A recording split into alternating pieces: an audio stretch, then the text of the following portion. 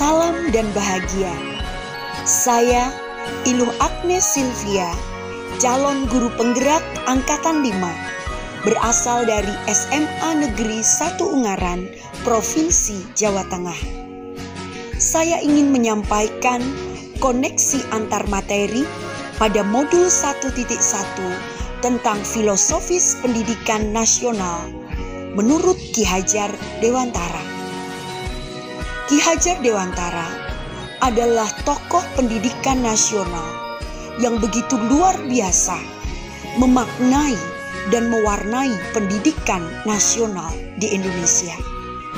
Semangat beliau dalam mencerdaskan kehidupan bangsa tidak pernah putus, sehingga beliau berhasil mendirikan Taman Siswa sebagai titik awal pendidikan di Indonesia. Beliau lahir pada tanggal 2 Mei 1889 di Yogyakarta, dan beliau pun berasal dari lingkungan keluarga keraton Yogyakarta. Meskipun beliau terlahir di tahun yang lama, tetapi filosofis pendidikan oleh Ki Hajar Dewantara tetap up to date hingga saat ini, bahkan menjadi acuan bagi pendidikan nasional di Indonesia. Bagaimanakah koneksi antar materi dalam modul 1.1? Mari kita simak berikut ini. Filosofis pendidikan nasional menurut Ki Hajar Dewantara memberikan makna dan galian yang dalam bagi saya. Bahkan semenjak saya menjadi guru, saya benar-benar mendapatkan pencerahan setelah mempelajari filosofis pendidikan nasional menurut Ki Hajar Dewantara. Sebelum saya menerima pembelajaran ini di modul 1.1, saya seringkali menjadikan murid sebagai objek dalam pembelajaran, sehingga mereka kurang berperan aktif dalam kegiatan pembelajaran. Berikutnya, saya seringkali lebih menekankan pada pencapaian kompetensi sesuai dengan target kurikulum, dan saya kurang memberi kebebasan kepada peserta didik untuk berkreasi sesuai potensi mereka masing-masing. Keterbatasan waktu kadang yang membuat saya lebih fokus untuk mengejar kompetensi dan ketuntasan materi. Berikutnya, saya memandang bahwa murid memiliki kemampuan yang sama, sehingga saya memberikan penilaian dengan ukuran yang sama bagi semua murid atau peserta didik. Namun, setelah saya mempelajari filosofis pendidikan nasional menurut Ki Hajar Dewantara, ada yang merubah pikiran saya, bahkan perilaku saya setelah mempelajari modul ini. Yaitu yang pertama, saya terkesan dengan konsep pendidikan yang disampaikan beliau, yaitu bahwa pendidik bukan sekedar mentransferkan ilmu, tetapi harus mampu menuntun anak pada kodrat alam dan zamannya.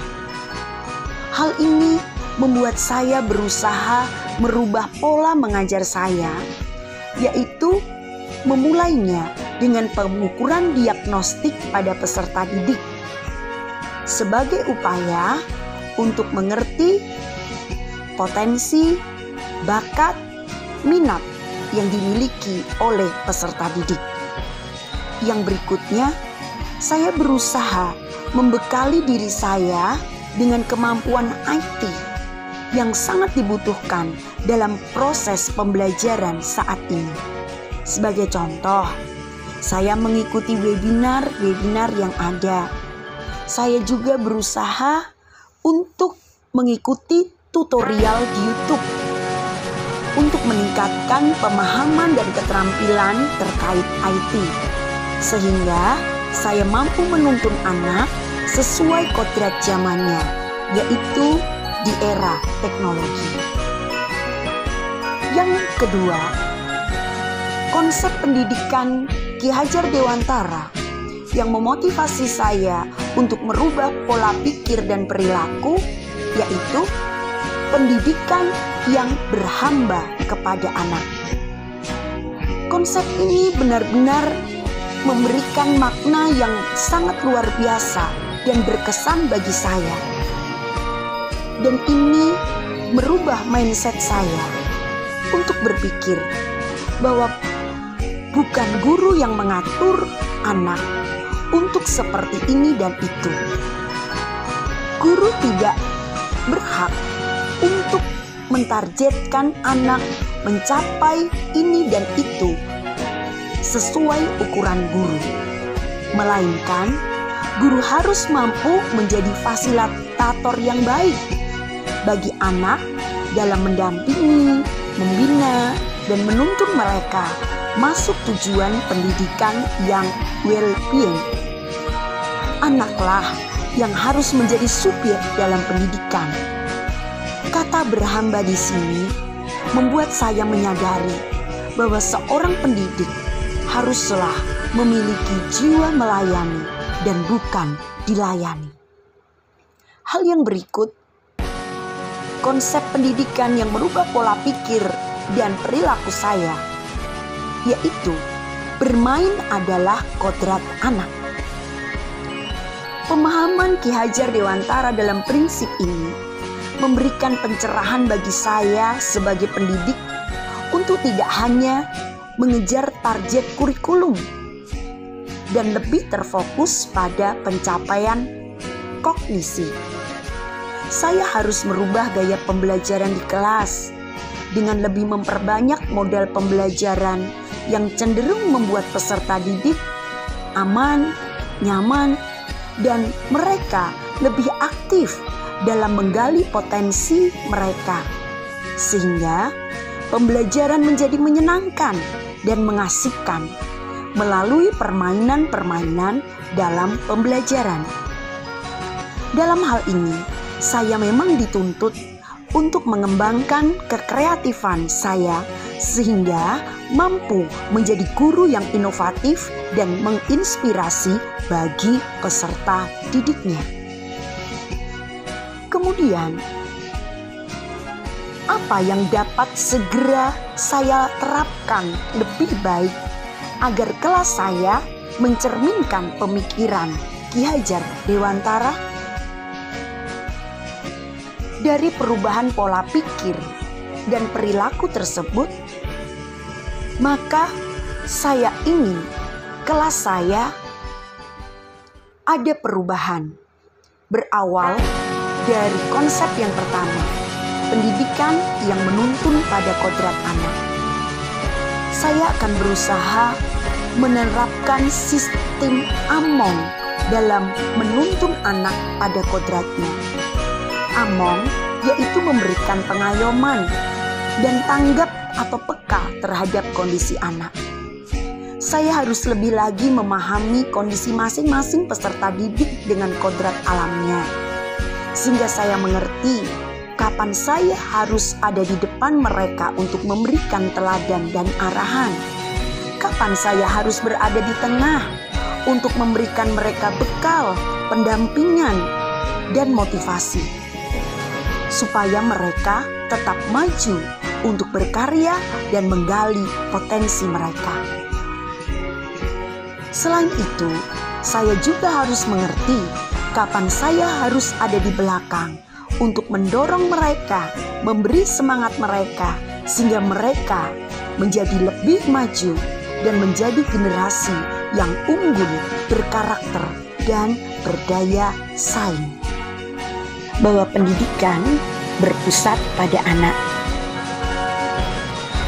Saya akan belajar menerapkan bahwa peserta didik bukan menjadi objek pendidikan yang harus memenuhi target guru dan kurikulum, melainkan saya akan menjadikan peserta didik sebagai subjek pendidikan yang selalu difasilitasi sesuai dengan kebutuhan masing-masing.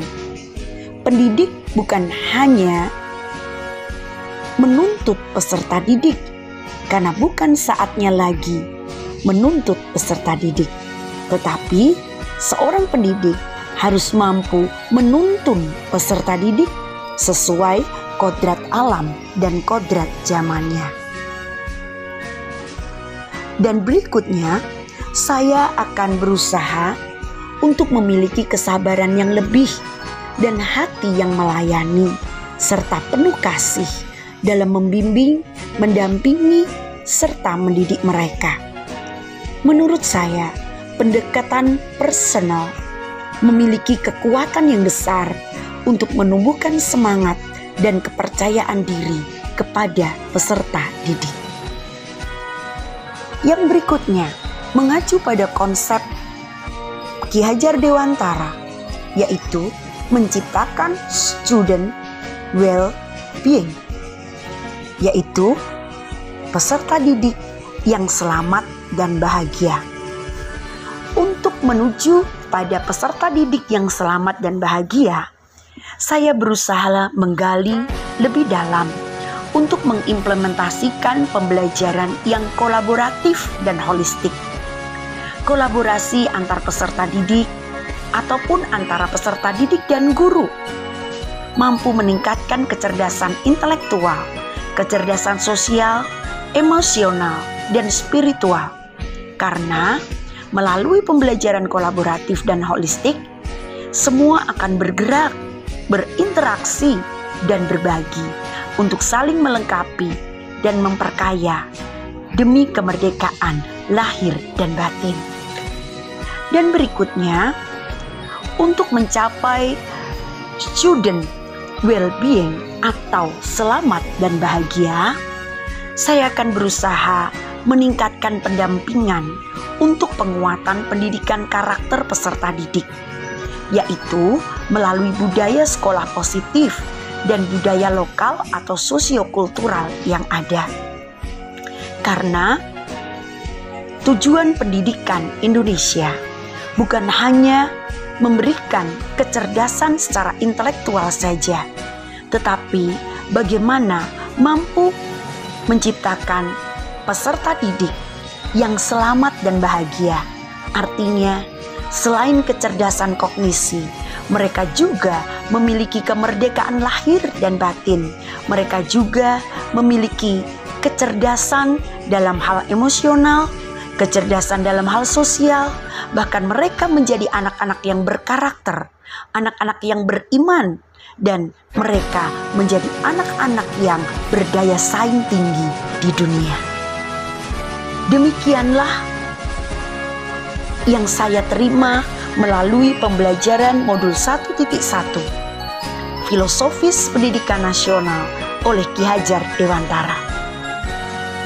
Dari semua pembelajaran tersebut, hal yang saya petik yaitu bahwa tujuan dari pendidikan adalah adanya perubahan peserta didik ke arah yang positif. Nah, perubahan tersebut tidak bisa kita tuntut dari peserta didik kita. Tetapi perubahan tersebut harus diawali dari diri sendiri, yaitu dari diri saya sebagai seorang pendidik. Baik itu perubahan pola pikir, sikap, dan perilaku pendidik untuk terus bergerak, tergerak, dan menggerakkan akan mampu mengubah dunia. Terima kasih. Salam dan bahagia. Mari bergerak, tergerak, dan menggerak.